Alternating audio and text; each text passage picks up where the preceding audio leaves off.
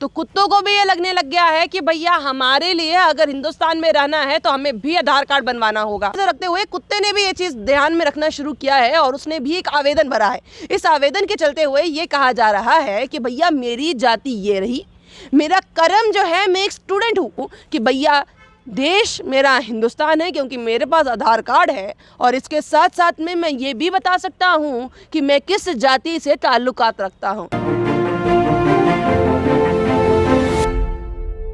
आज सवाल से ही शुरुआत करते हैं। अगर आपने अपना आधार कार्ड बनाना हो कितना समय लगता है? आजकल तो भैया बहुत सारे डिफ्रेंशिएट भी आते हैं कि जाति का भी बनाइए जी, ये भी करिए वो भी करिए। कुछ ऐसा ही माहौल एक कुत्ते ने भी किया अपने लिए, क्योंकि आजकल ये कहा गया है सबसे ज़्यादा ज़रूरी अगर आपके लिए कुछ भी है, आपने ये बताना है कि आप हिंदुस्तान के नागरिक हैं तो आधार कार्ड होना अति आवश्यक है।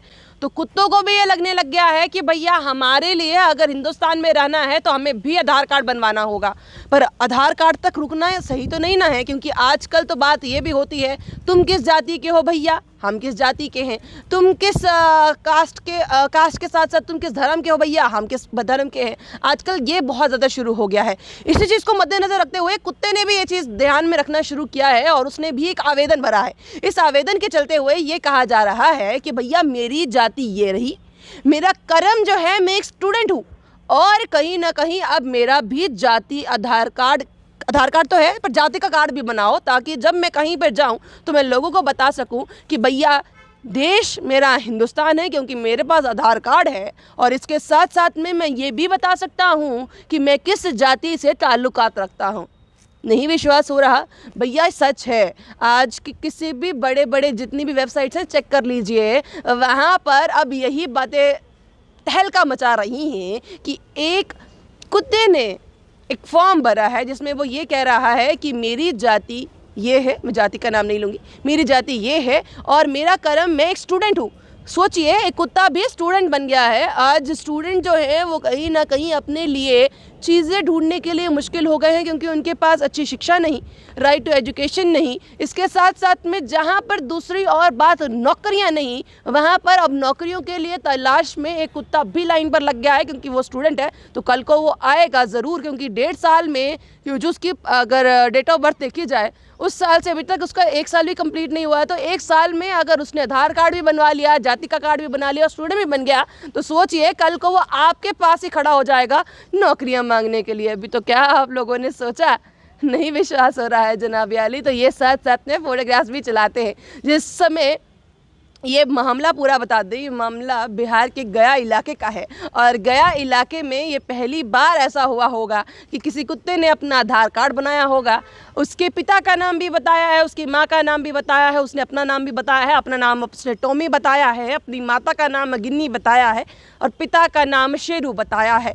और इस तरह की पूरी वो अपनी एक ध्यान बना रहा है, क्योंकि पहले थोड़ी देर पहले एक बहुत बड़ी चर्चा चली थी, वो एनआरसी की चर्चा थी जिसमें आधार कार्ड को भी ये कह दिया गया था कि ये आपका प्रमाण पत्र नहीं होगा। पर उस चीज़ को मद्देनज़र रखने के बाद भी लोगों ने सोच में पड़ गए थे कि क्या सच में आधार कार्ड हमारा प्रमाण पत्र है या नहीं। पर उसके बाद लोगों ने फिर भी अपना आधार कार्ड बनाना ज़रूरी समझा और आधार कार्ड बनाते रहे। तो कुत्तों ने भी अब अपना ध्यान लगाना शुरू कर दिया है और अब वो भी जो है आधार कार्ड भी और जाति का प्रमाण पत्र भी बना रहे हैं। कहीं ये ना हो जाए उनको कोई ये कह दे कि भैया यहाँ से निकल जाइए, कहीं और जाकर प्रवास कर लीजिए कि आप इस जाति से हैं या इस धर्म से हैं या फिर आप कहाँ के रहने वाले हैं।